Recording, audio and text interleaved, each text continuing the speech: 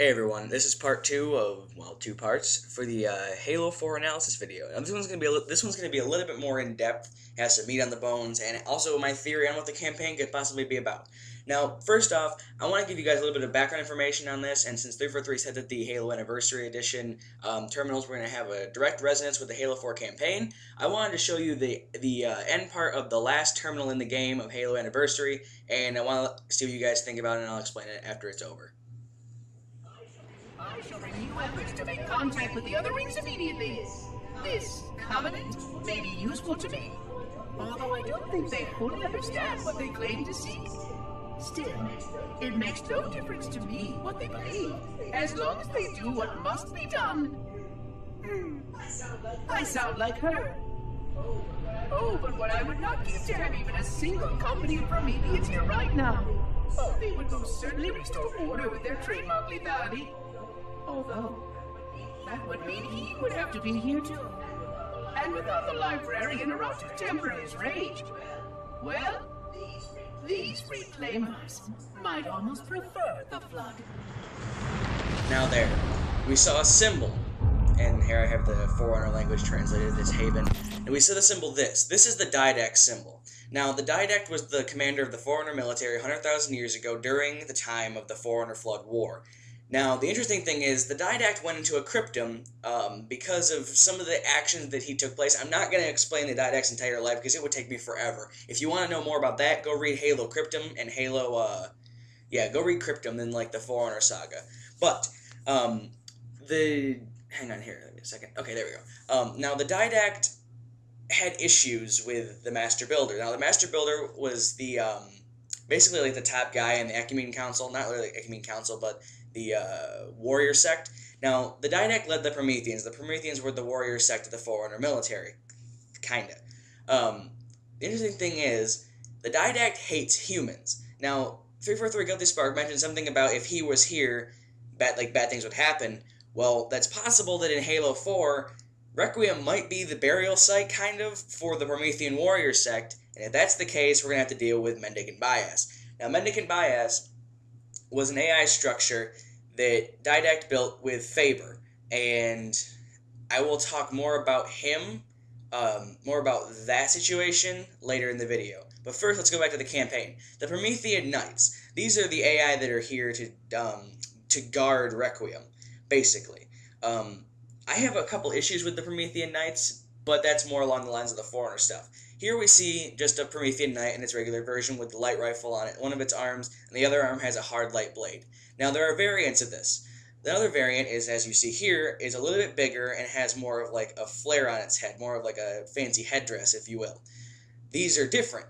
Another thing they have is a hard light shield. Hard light is an old Forerunner concept. We saw it a lot in Halo Wars. It's basically like an energy field that's solid, but it's emitted from almost nothing. The thing I have wrong with this is a lot of the Forerunner tech we've seen so far, if not all of it, has been blue, and the stuff in this game is orange or red. Now, I'm thinking that somewhere along the line, it's possible that Mendicant corrupted the AI structure, but Mendicant was disabled a long time ago by the Didact. Here we see the blue versions or the purple versions of the same thing. Now, this is where I get really interested in it, is why are these blue and the other ones orange? Are they just different power levels? I don't think so. What I think is here on Requiem, something happened. An ancient evil awakened, as the tagline at the end of that video said, but that doesn't make sense, because the Forerunners, the human and Forerunner war did exist at one point, and the Prometheans do not like the humans, and the Didact has a rage against the humans, as you heard 343 say.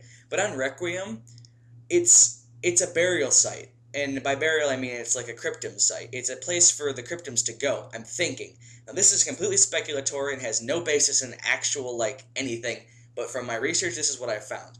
It is entirely possible that when Didact's body was killed, and his, basically his structure was re-embedded into the body of Bornsteller Makes Eternal Lasting, who was a Forerunner manipulator, when he was reborn into Bornsteller, he continued his mission with the librarian and his wife. You guys have seen this in Halo 3, the terminals, and heard it from in the game, hopefully. But the librarian was on Heir to Tyrene, or Eden, or Earth, at the end of the Forerunner Flood War, the Didact spent the rest of his life after his death, after his physical death, and his rebirth into Bornstellar as the commander of the Forerunner military against the Flood. Now, the Didact, as Bornstellar, went with the Librarian and the humans, and they found the Timeless One, who was what everyone thought was the first Gravemind. The precursors, which hopefully you guys know, were the race before the Forerunners. Now, the Flood and the precursors have been revealed as, spoiler, the same thing. And the Flood are more of a test along the lines of who gets the mantle. Now, the mantle was the belief system passed down from the precursors to the Forerunners and then to the humans, and that is basically like the control of the Ark and all the Forerunner technology. All of it is part of the mantle. And that's been a very heavy situation throughout all of the Halo stories. Now, 343 also mentioned that if they had a single Promethean sect there, their lethality and all that.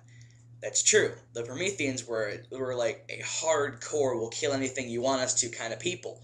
But it's not a good idea, because of the fact that the Didact and the Prometheans and the Foreigners really in general don't like humans. But the Librarian did, because they were just another species that she had to save.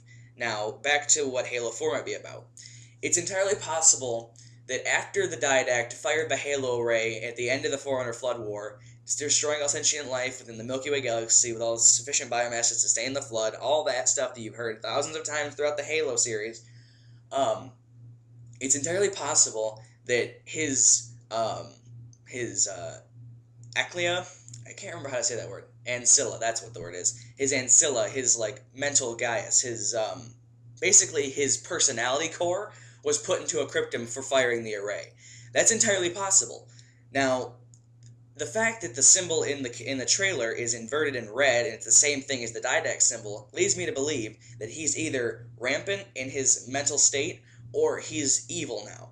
Now, on the Halo Wiki, Halopedian.com and all that, it is speculated that it's possible that the Didact has come back as the antagonist, and Ancient Evil awakens. Well, if Requiem is really a quote-unquote burial site for Promethean warriors, and the Didact is also quote-unquote buried there, it's entirely possible that the Didact wants revenge on humans. I don't necessarily know why he would, but I do know that it's entirely possible.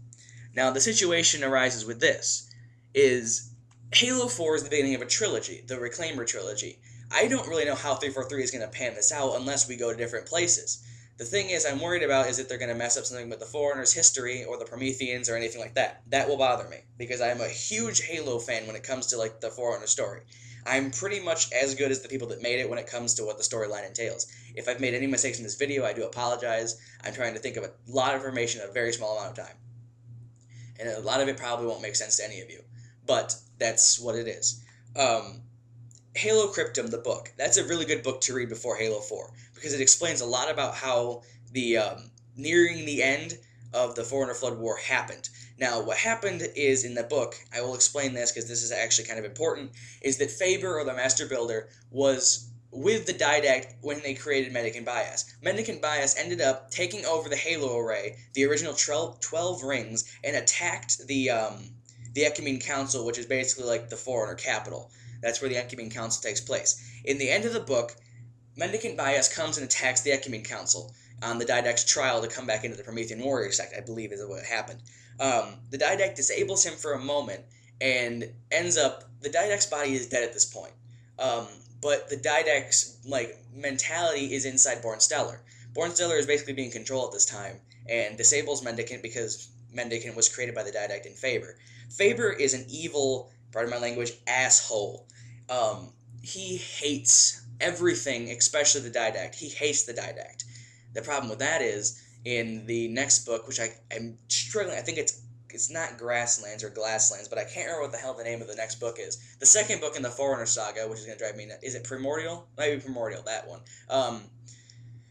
Faber is, in cahoots with the Timeless One, or the Captive, or the Primordial. Oh, the Primordial is the name of that guy. So whatever the heck the second Forerunner book is, that's where this happens.